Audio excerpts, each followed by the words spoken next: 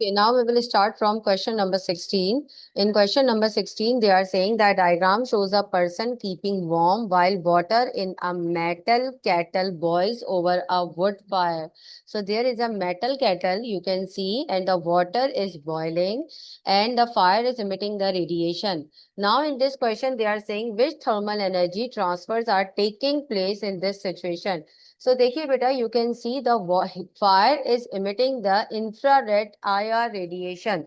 So it means in this process radiations are involved and the metal kettle will become heat up. So this is the process of conduction.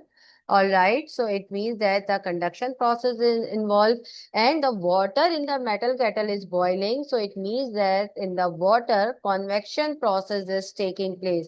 So basically all three ways through which the energy can be transferred are taking place, that is conduction, convection and radiation. So yes, students, A is the correct answer. Well done. That all three processes are taking place in this to keep the man warm. All right.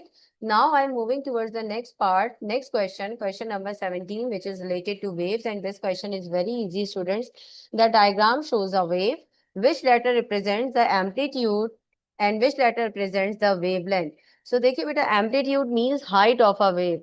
And height of a wave we will always take from the reference value. Usually students think that the height means the complete height of a wave and they select the letter P. So this one is not the correct amplitude, student. Height of a wave, either we will take the positive peak height or either we will take the negative peak height, students. So it means the letter S is representing the height of wave, which is amplitude. And how can we define wavelength? Wavelength is the horizontal distance between a horizontal distance from one crust to another crust. All right, from one crust to another crust, from one trough to another trough, or it is a horizontal distance of one complete cycle. All right, so now you can see letter R is taken from one trough to the another trough, which is representing the wavelength. All right, so now students, which one is the correct option? S is basically amplitude, R is representing the wavelength. So it means option D is the correct answer. All right.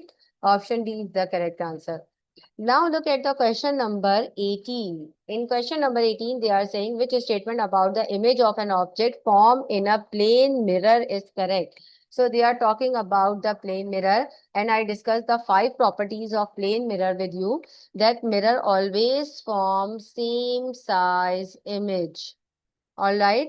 Mirror always forms same size image, but in option A, they are saying it is smaller than the object, so it cannot be a correct answer. In option B, they are saying it is the same size as the object. So exactly, students, B is the correct answer because the mirror always forms same size image, not a diminished image, not a magnified image. It's the same size image, so B is the correct answer. Now let's have a look on question number 19. In question number 19, they are saying a ray of light travel from air into a glass block. So basically the light ray is moving into a denser medium. So this is the phenomena of refraction. Now you can see a table is given in which speed of light or speed of ray in air is represented by the letter VA or in glass it is represented by VG. Wavelength of ray is represented by lambda A and lambda G in glass. Frequency is FA in air and FG in glass. Now they are saying 3 suggestions as to how the refractive index of glass may be calculated are listed. Which suggestions are correct? So what is the formula of refractive index or to calculate the refractive index of glass? The first formula is speed of light in air divided by speed of light in denser medium. So now student, speed of light in air is represented by the letter VA and speed of light in denser medium in glass is VG. So this formula is correct, VA upon VG. All right. Now, student, we know that the formula of is wave speed is equals to F lambda. So now I can replace this value of V with F lambda. So now, student, refractive index is equals to VA means FA and lambda A and VG means FG and lambda g. But in the process of refraction, frequency will not change. If the light is moving from air to glass, the speed will decrease, wavelength will decrease, but frequency will remain constant. So now we can write here FA is equals to FG. So now students, FA lambda A, instead of Fg, I'm again writing Fa because both frequency are same, lambda G. Now this one will be cancelled. So we are getting the refractive index of glass block lambda A upon lambda G. So it means this one is also correct one. But what about the third one? Third one is not the correct answer. All right, third one is not the correct option. The reason is that the frequency will not change. Frequency will remain same. So it means option 1 and 2 is the correct one. So B is the correct answer. All right, students, B is the correct answer. So now let's move towards the next question. Question number 2. It's very easy. In this question, they are saying a ray light travel from air into glass block. The angle of incidence is 32 degree. Now suppose that this is a rectangular glass block. This line is representing the normal and the light ray is incident on it. So this is the incident light ray at the point of incidence. Now, what is the angle of incidence, students? Angle of incidence is given, which is 32.0 degree. All right. And the angle of refraction is 21.1 degree. So the light will bend and it will enter into the denser medium. So this is the refracted ray. And what is the angle of refraction? It is 21.1 degree. Now they are asking to calculate the refractive index of glass block. So what is the formula of refractive index? Sine angle I divided by sine angle R. All right. So angle I is angle of incidence, which is 32 degree. All right, sine 32 degree and sine angle R is 21.1. So now student, we will simply use calculator to find the value of refractive index. So sine 32 degree divided by sine 21.1. So what we are getting, students, 1.47. 1.47. So it means C is the correct answer. All right. Now let's move towards the next question, that is question number 21. In question number 21, they are saying a real image of an object is formed by a converging lens. So first of all, students, let me tell you that the real image is only formed, suppose that this is a converging lens which is represented by the double head arrow. And if the object is forming the real image, so it means that the object is placed at a certain distance that the rays are intersecting at the opposite side of the lens. So it means it is forming the real image because inverted image is always real image. Now they are saying which statement is correct. So in option A, they are saying the ray from the tip of the object meet at a point and the image can be viewed on the screen. All right. Yeah, this can be a right answer. All right. Option A can be a right answer because the ray from the tips of the object meet at a point. So you can see all the light rays are meeting at this point and we can view this image from the screen. So yes, this is a real image. All right. In option B, so A could be a right answer. In option B, they are saying the ray from the tip of the object meet at a point and the image cannot be viewed. So this one is not the correct one because real image can be viewed from the screen. In option C, they are saying the ray from the tip of the object do not meet. If they are not meeting, students, so we cannot identify the image. So it means that image will not be a real image. So here they are again using the word do not meet. So it means G, B, C, D cannot be a right answer, student. The only correct option is A. All right.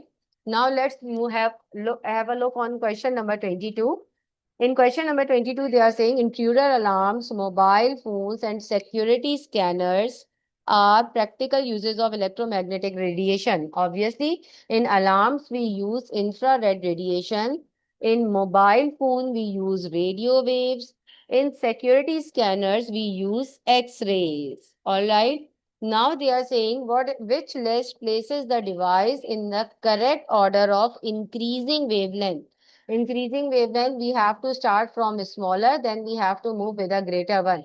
So if you remember the electromagnetic radiation spectrum, so it means radio waves, microwaves, infrared rays, visible rays, ultraviolet rays, X-rays, gamma rays. How did I memorize this? I memorized the mnemonics. Rugby match is very unlike xylophone game.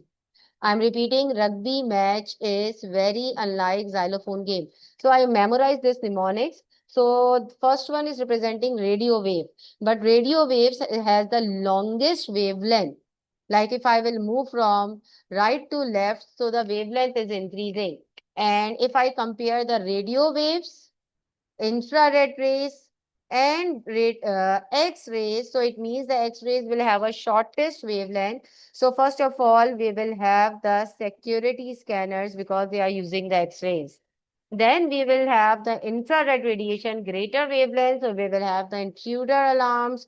Or in the last, we will have the radio wave. So it means in the last, we have to keep the mobile phone.